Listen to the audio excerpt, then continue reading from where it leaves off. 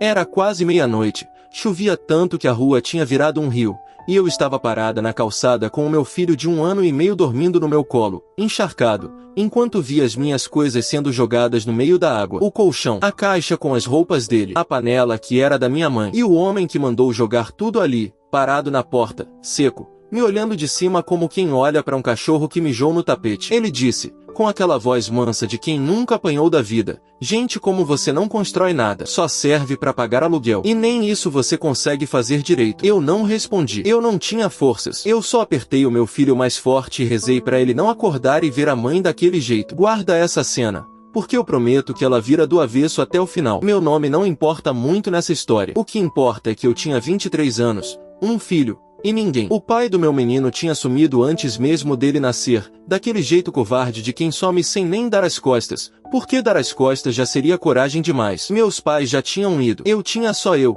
2 braços, e uma vontade burra de não deixar o meu filho passar o que eu passei. Eu trabalhava de auxiliar de limpeza de dia e fazia faxina nos fins de semana. Não sobrava nada. Mas eu pagava as minhas contas em dia, todas, porque era a única coisa que ainda me fazia sentir gente. Foi assim que eu cheguei na kitnet do seu Genaro. Você conhece um seu Genaro? Toda a cidade tem um. Aquele senhor de corrente de ouro no pescoço, sorriso fácil, que é dono de meio bairro e fala com todo mundo pelo nome na padaria. Na hora de alugar, ele era um doce. Pode trazer o bebê, minha filha, aqui é a sua casa. Qualquer coisa é só me chamar. Eu paguei o depósito, 3 meses de uma vez, suado, contado moeda por moeda. Não teve contrato. Ele disse que entre gente honesta a palavra valia mais que papel. Eu, ingênua, achei bonito. A palavra dele valia menos que o papel que ele não me deu. O chuveiro dava choque. Eu reclamei. Ele disse que ia mandar um homem. O homem nunca veio. A pia entupiu. A parede mofou. A tomada do quarto soltava faísca. Toda vez a mesma novela.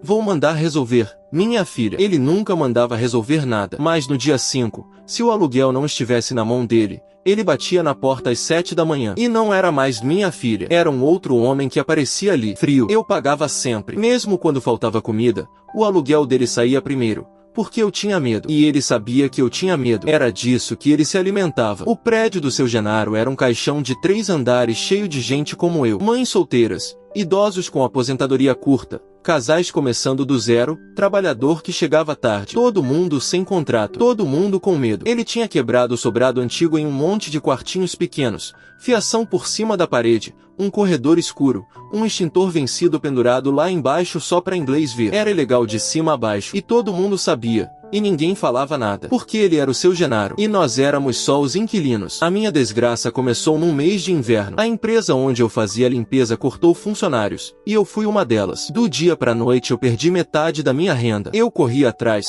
Peguei faxina onde dava. Vendi o pouco que tinha. Mas o aluguel daquele mês atrasou. Não sumiu. Atrasou 13 dias. Eu fui na frente dele, com o meu filho no colo, e pedi. Eu disse: seu Genaro, é só esse mês. Eu nunca atrasei. O senhor sabe, me dá um prazo que eu pago tudo com o que eu receber da faxina. Ele olhou para o meu menino, olhou para mim, e sorriu. Aquele sorriso eu não esqueço. No dia seguinte, enquanto eu estava na rua atrás de trabalho, ele trocou a fechadura da minha porta, com as minhas coisas dentro. E quando eu voltei, debaixo daquela chuva, ele já tinha mandado o caseiro tirar tudo e jogar na calçada. O meu depósito, os 3 meses que eu tinha pagado suado, ele disse que ia ficar para cobrir o prejuízo e a multa. Não existia multa nenhuma. Não existia contrato. Não existia nada além da palavra dele, que agora valia contra mim. Os vizinhos olhavam pelas janelas. Eu vi rosto de gente que eu cumprimentava todo dia. Ninguém desceu. Ninguém disse nada. O medo é assim. Ele faz a gente assistir o vizinho se afogar com a mão na maçaneta. Eu passei aquela noite na rodoviária, porque era o único lugar coberto e aberto que eu conhecia. Meu filho ardendo em febre por causa da chuva. Eu sem R$1 para um remédio. Eu olhei para aquele menino e fiz uma promessa que não era de vingança. Não ainda. Era uma promessa de sobrevivência. Eu disse para ele dormindo: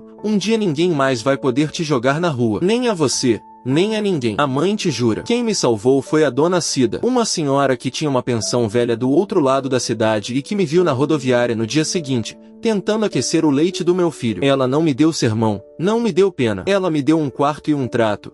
Eu ajudava a limpar e a cuidar da pensão, e tinha onde morar com o meu filho. A dona Cida tinha sido despejada quando nova, igual a mim, por um homem igual ao Genaro. Ela me olhou e disse uma frase que mudou a minha vida. Minha filha, a única forma de você nunca mais depender da bondade de um carniceiro desses é entender o jogo dele melhor do que ele. E foi o que eu fiz. De dia eu trabalhava. À noite, depois que o meu filho dormia, eu estudava. Eu arrumei um emprego de faxineira numa imobiliária pequena. E ali, esfregando o chão, eu fui escutando como funcionava aluguel de verdade, o que era um contrato, o que era a lei do inquilino, o que um proprietário pode e o que ele não pode fazer. Eu descobri, ali de joelhos com o pano na mão, que tudo que o seu Genaro tinha feito comigo era crime. Despejo sem ação na justiça é crime. Reter depósito sem motivo é roubo. Alugar aquele caixão sem habite-se, com aquela fiação, era colocar a vida de 50 famílias em risco todo santo dia. E eu descobri uma coisa ainda maior. Aquele bairro inteiro estava faminto por um proprietário decente. Tinha gente desesperada por um lugar com contrato, com recibo, com um chuveiro que não desse choque,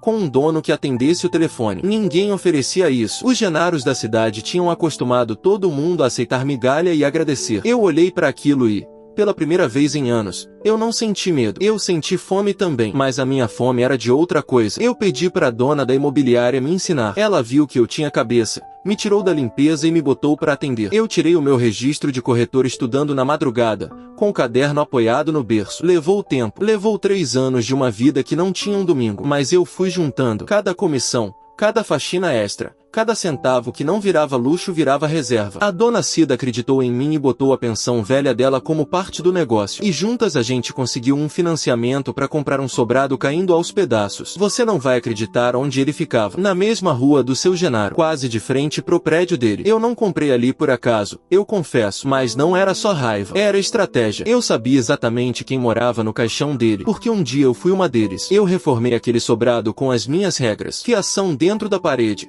como manda a norma, um chuveiro decente em cada quarto, janela que abria, extintor novo, de verdade e, acima de tudo, contrato para todo mundo, com recibo, com depósito guardado e devolvido como a lei manda, aluguel justo, nem um centavo a mais do que o lugar valia. Eu botei na fachada, com letra grande, uma frase simples: aqui você é tratado como gente. No começo eles tiveram medo, claro. O medo que o Genaro plantou em todo mundo não some da noite pro dia. A primeira a atravessar a rua foi a dona Lourdes, uma senhora que morava no caixão havia 8 anos e que tinha visto, da janela, a minha história na chuva. Ela bateu na minha porta tremendo e perguntou se era verdade que eu fazia contrato até para quem tinha o nome sujo. Era verdade. Ela chorou quando assinou o papel. Ela me disse que em 8 anos era a primeira vez que ela tinha um documento provando que ela morava em algum lugar, que ela existia. Depois da dona Lourdes, veio o seu Antônio. Depois a moça do segundo andar com as 2 crianças. Depois o casal de jovens. Um por um, mês após mês, as luzes do prédio do seu Genaro foram se apagando e as janelas do meu sobrado foram se acendendo. Eu não tirei ninguém de lá na marrã. Eu não precisei. Eu só abri uma porta melhor. E as pessoas, quando tem pra onde ir, não ficam onde são humilhadas. Ninguém fica num caixão por amor ao carcereiro. Elas ficavam por falta de escolha. Eu fui a escolha. O seu Genaro perdeu a mansidão rápido. Primeiro ele baixou o aluguel, desesperado, tentando segurar quem restava. Não adiantou, porque o problema dele nunca foi o preço, foi o desprezo. Aí ele partiu pra baixaria. Começou a espalhar pelo bairro que eu era golpista, que eu tomava o dinheiro dos coitados, que aquele meu sobrado bonito ia desabar na cabeça de todo mundo. Foi aí que ele cometeu o erro da vida dele. Porque quando você passou anos chamando as pessoas de gado e tratando elas como gado, elas não acreditam em você no dia em que você precisa. Elas acreditam em quem deu a elas um contrato. A fofoca dele bateu na parede da decência e voltou. E a decência fez uma coisa que o medo nunca tinha deixado acontecer. Livres do Genaro, morando num lugar seguro, sem dever favor a ele, os antigos inquilinos perderam o medo de falar. Não fui eu. Foram eles. O seu Antônio, que tinha quase morrido sufocado num princípio de incêndio naquela fiação, foi sozinho até a prefeitura e contou tudo. Outros foram atrás. Os bombeiros entraram naquele prédio e acharam o que todo mundo sabia e ninguém denunciava: divisões clandestinas, fiação criminosa, saída de incêndio que não existia, um habite-se que nunca houve. Interditaram o caixão do seu Genaro. Cada quartinho daquele virou ilegal de uma vez só, no papel, do jeito que sempre foi na vida. E aí o império ruiu de verdade. Porque o seu Genaro, Durante anos, tinha pego dinheiro emprestado no banco apostando que aquele aluguel ia pingar para sempre. Ele tinha comprado um segundo terreno apostando numa história de que a rua ia valorizar. As contas dele só fechavam com o caixão lotado e com gente apavorada pagando em dia. Com o prédio interditado e vazio, a aposta dele virou pó. As dívidas vieram. O homem que jurava que gente como eu nunca construía nada se viu de frente com a única coisa que ele de fato tinha construído: medo. E medo, quando passa, não paga conta nenhuma. 1 ano e meio depois daquele prédio fechar, ele apareceu na minha porta, no meu sobrado. Eu estava na recepção que eu mesma tinha pintado, com o meu filho,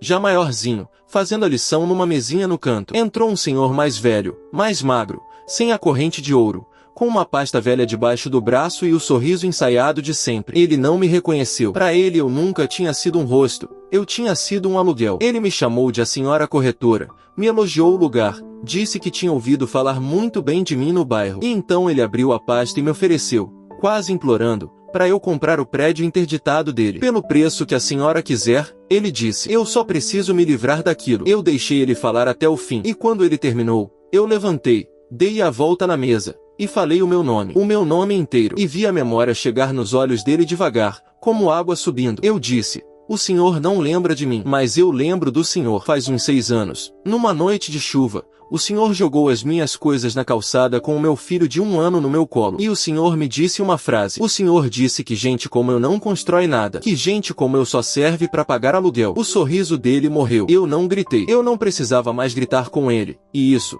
no fundo, foi a parte mais doce. Eu falei baixo, do jeito que ele falava comigo quando tinha o poder na mão. Eu disse: eu não vou comprar o seu prédio, seu Genaro. Eu não compro o problema. Gente como eu, o senhor lembra, não constrói nada. Então deve ter sido outra pessoa que construiu isso aqui. E a porta, o senhor sabe onde fica. Eu nunca precisei trocar a sua fechadura. Eu só abri uma melhor. Ele saiu sem dizer mais nada. E essa foi a última vez que eu vi o seu Genaro. O prédio dele continua lá, fechado, com as tábuas na janela, do outro lado da rua do meu sobrado cheio de vida. Todo dia ele me serve de lembrete, não da minha vingança, do meu recado. Porque eu quero que você entenda uma coisa, e é por isso que eu te contei tudo. Eu não derrubei o seu Genaro. Eu não precisei. Homem que constrói tudo em cima do medo dos outros já está construindo a própria ruína. Ele só não enxerga. Bastou alguém oferecer ao povo dele a única coisa que ele nunca ofereceu: dignidade. A crueldade parece forte porque ninguém nunca colocou uma opção decente do lado dela. No dia em que aparece uma porta melhor,